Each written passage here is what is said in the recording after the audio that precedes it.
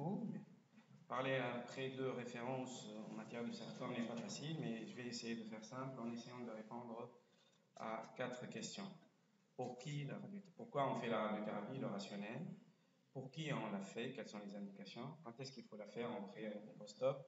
Et puis, si on a retenu l'indication, comment il faut la faire?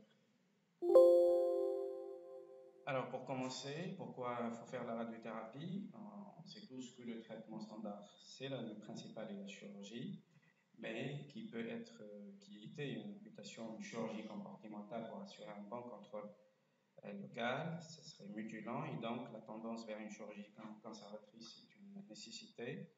Si elle est faite de façon marginale, le risque de récidive est important, et donc la radiothérapie permet de conserver l'organe et de la fonction sans compromettre la survie globale. On s'est basé pour cette indication sur des études maintenant anciennes qui ont mis la base de ce traitement combiné chirurgie conservatrice et radiothérapie. Et la première a été publiée en 1982. C'est vrai que c'était un nombre faible de malades du NCI, 43 malades, 27 amputations, 16 chirurgies conservatrices et radiothérapie. Et donc on a pu améliorer le contrôle local de façon non significative, mais au moins on n'a pas perdu de survie et donc on a mis la base sur l'équivalence d'une chirurgie conservatrice avec radiothérapie pour remplacer l'amputation. Ces résultats ont été confirmés par 2 autres études randomisées du NCI et du Mémorial. La première a été publiée avec un recul de 10 ans et puis après avec un recul de 20 ans qui a comparé chirurgie conservatrice avec radiothérapie externe par rapport à chirurgie conservatrice seule. Et la deuxième s'est intéressée à la place de la curithérapie après une chirurgie conservatrice. Si on voit les données de la série donc du NCI avec 20 ans de recul, 141 patients entre haut grade et bas grade, chirurgie conservatrice plus radiothérapie, tous les malades avaient de la chimio, et surtout ceux du haut grade. Le contrôle local était amélioré par la radiothérapie et il n'y avait pas de différence de survie. La tolérance de cette étude avec un recul de 20 ans, c'était un petit échantillon de malades après un recul de 20 ans, questionnaire sur 54 patients, ceux qui ont répondu. Il y avait plus de problèmes de cicatrisation, effectivement, Dr. Valo l'a signalé tout à l'heure. Il y avait plus de fractures pathologiques, plus d'amputations. Il y avait 2 amputations dans le groupe chirurgie et radiothérapie, plus d'œdème et de problèmes fonctionnels, mais ces différences ne sont pas significatives et les auteurs concluent que ça permet d'avoir un excellent contrôle local, le fait d'associer la radiothérapie à la chirurgie conservatrice et avec une morbidité acceptable. Pour ce qui est de la curithérapie dans les sarcomes, dans les parties molles, c'est l'étude du Mémorial qui a comparé sur 164 patients chirurgie seule versus chirurgie et curithérapie.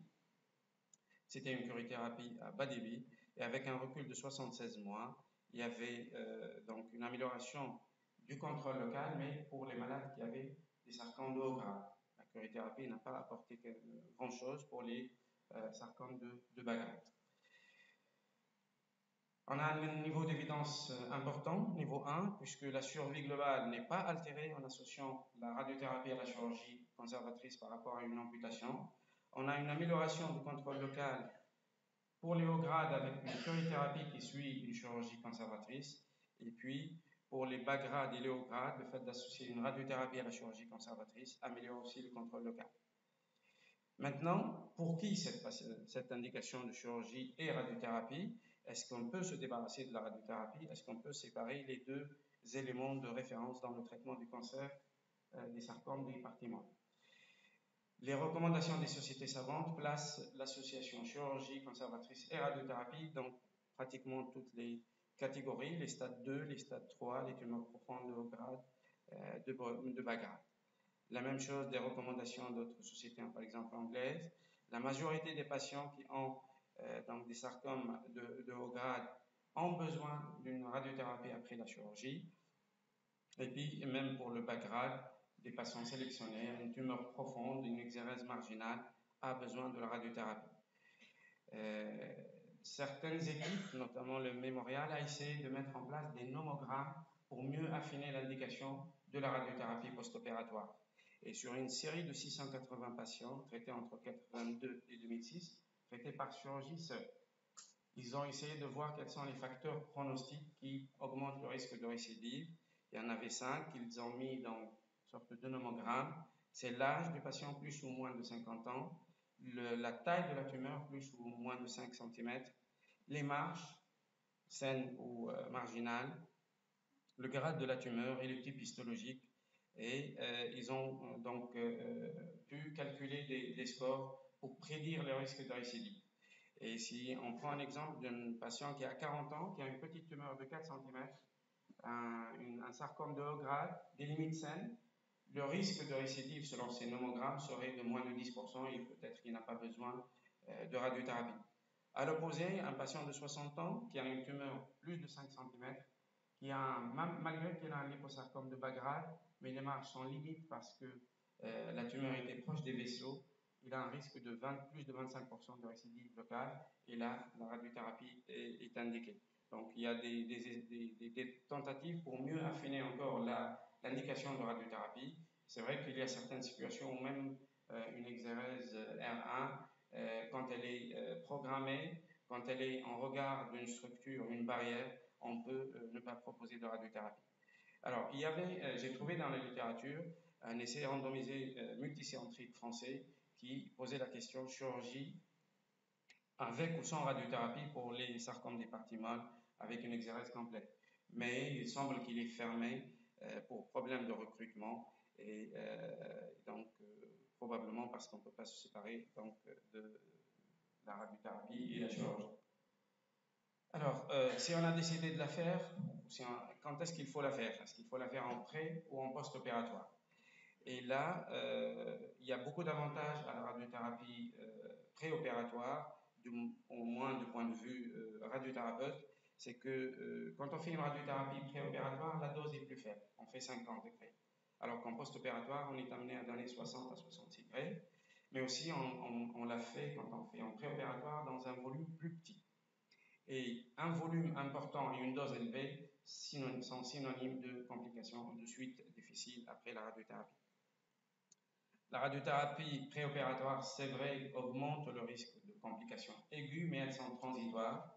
Les nouvelles techniques tendent à essayer de limiter cette toxicité aiguë, mais il y a sûrement une amélioration de la toxicité tardive, notamment fibrose, œdème et la mobilité, l'aspect fonctionnel du membre conservé. Plusieurs études, plusieurs papiers qui comparent la radiothérapie pré-op versus post-opératoire. Il y a des études randomisées, il y a des études rétrospectives. On voit que finalement la survie, il n'y a pas d'amélioration de la survie, il n'y a pas de différence. Il n'y a pas de différence aussi en contrôle local. Ce qu'on tente de faire, ou les objectifs de ces études, c'est surtout améliorer la toxicité tardive et les séquelles. Et il y avait même une méta-analyse qui a été publiée en 2010. Et pour le contrôle local, il y a une petite amélioration en faveur de la pré-op, mais sans atteindre un niveau de significativité. Et donc l'objectif, c'est surtout la toxicité tardive qu'on essaiera de limiter.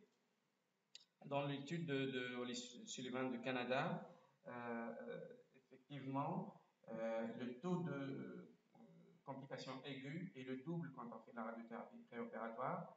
Mais ce qui est important à noter, et c'est l'objectif effectivement de cette façon de faire, de placer la radiothérapie en premier, c'est de réduire les taux de fibrose et de l'œdème. Vous voyez la moitié de fibrose et le taux d'œdème chronique est baissé de 3 fois. Alors, si on a décidé de la faire, comment on fait cette radiothérapie? C'est un peu plus destiné donc à la communauté de radiothérapie. Classiquement, quand on fait la radiothérapie en post-opératoire, c'est un volume large. On prend le GTV. La marche, le GTV, c'est ce qu'on voit comme tumeur, c'est le gross tumor volume. Et nous, on définit un autre volume qui s'appelle le CTV, là où il y a la possibilité d'extension microscopique et qu'on doit couvrir. Et généralement, les marches sont, pour passer de la tumeur à la marche de nos champs d'irradiation, 5-6 cm, il y a ceux qui font 7 cm pour les hauts grades, et une dose de 60 à 66 degrés en fonction de la qualité de l'exérèse. C'est, comme je l'ai dit tout à l'heure, cette dose élevée, ce volume important, sont à l'origine en partie au moins séquelles qui sont parfois sévères. La tendance actuelle est d'essayer de faire une désescalade aussi bien pour les doses que pour les volumes. Cette désescalade, il y avait une certaine crainte parce que si on réduit le volume, est-ce qu'il y a un risque d'avoir plus de récidives? Les nouvelles techniques, notamment l'IMRT, toutes les études montrent l'impact de la radiothérapie avec modulation d'intensité, permet de mieux sculpter le volume tumoral, de préserver les structures nobles qui sont à côté et d'assurer un bon contrôle local. Elle tente donc toutes de réduire la toxicité tardive et on a besoin là, du fait de cette difficulté du volume à définir, de l'apport du chirurgien, de la communication avec le chirurgien et de voir correctement le compte rendu opératoire. Effectivement, le docteur Bonvalou parlait tout à l'heure, si on parle on a vu la tumeur où il y a la pièce est fragmentée, le risque est important. Donc on a besoin de bien communiquer avec le chirurgien pour retracer un petit peu le trajet opératoire et le volume initial. On a besoin de bien examiner le malade et voir s'il n'y a pas une récidive déjà ou un reliquat tumoral. Et j'ai bien aimé cette diapo où j'ai l'impression que le radiologue a demandé à son malade de montrer là où il y avait le problème. Donc si je reviens un petit peu aux marges, au CTV, les recommandations des sociétés savantes, c'est par rapport au GTV en moins 4 cm, rajouté bien entendu de façon longitudinale et 1,5 à 2 cm en axial. Le RTEG a publié des recommandations pour les limites et les définitions des volumes à traiter. Et c'est très intéressant de noter que cette désescalade dans le volume, vous voyez, c'est 3 cm est recommandé pour une tumeur qui est traitée en préopératoire. On n'a pas besoin de 5 ou 6 cm, 3 cm par rapport à ce qu'on voit le GTV. De ce qui est en bleu, c'est le CTV avec une marge de 1,5 cm. Mais ce qui est intéressant aussi pour les radiothérapeutes, vous voyez, quand on a une barrière comme l'os ou un fascia qui n'est pas infiltré, qui est intact, on peut réduire cette marge axiale sans courir de risque de rechute. Il y a une étude très intéressante qui est en cours, c'est le Vortex, c'est un essai randomisé, multicentrique canadien et anglais, je pense, qui a pour objectif de réduire un peu les volumes d'irradiation en post-opératoire dans le but d'améliorer le côté fonctionnel du malade donc à long terme. Et dans cette étude-là, l'idée c'est de comparer le bras standard qui est une irradiation en 2 phases, 50 degrés dans un premier volume où on a 5 cm de marge en longitudinal et 2 cm en axial, on donne 50 degrés, et puis on réduit pour donner le reste de la dose 16 degrés ou 10 degrés dans un volume plus petit de 2 cm en marge longitudinale et axiale par rapport à une irradiation avec une désescalade du volume où on l'a fait en une seule phase, comme la phase du boost, c'est-à-dire toute la phase de radiothérapie, des 66 degrés sont donnés dans un volume avec une marge longitudinale de 2 cm et une marge axiale aussi de 2 cm. Si les résultats qui sont attendus peut-être en 2019 ou 2020 montrent une équivalence entre les deux façons de faire et donc les deux volumes d'irradiation, ça aboutira sûrement à une réduction importante des séquelles à long terme. Des escalades de doses, il y a un papier que je pense qu'il est encore sous presse, il va bientôt paraître, ou il est apparu, de l'équipe de l'EGR. On a 2 co-auteurs ici avec nous dans la salle, Dr Bonvalou et Dr Lessen, et très intéressant sur une série de 400 patients, plus de 400 patients traités à l'EGR entre 1993 et 2012.